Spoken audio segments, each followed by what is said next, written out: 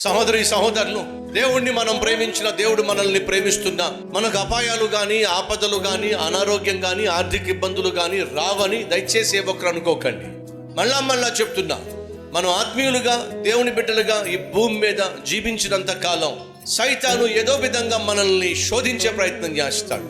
మనం ప్రశాంతంగా ఉండడం వాడికి ఇష్టం లేదు, సంతోషంగా ఉండడం వాడికి ఇష్టం లేదు, సమాధానంతో ఉండడం వాడికి ఇష్టం లేదు, కుటుంబంతో దేవుణ్ణి ఆరాధించడం వాడికి ఇష్టం లేదు, కష్టానికి తగిన ప్రతిఫలం అనుభవించడం వాడికి ఇష్టం లేదు. కాబట్టి ఏదో విధంగా నీ మీద దాడి చేసే ప్రయత్నం చేస్తాడు. నీ ప్రాణ, ఆత్మ, శరీరాలపై దాడి చేసే ప్రయత్నం చేస్తాడు.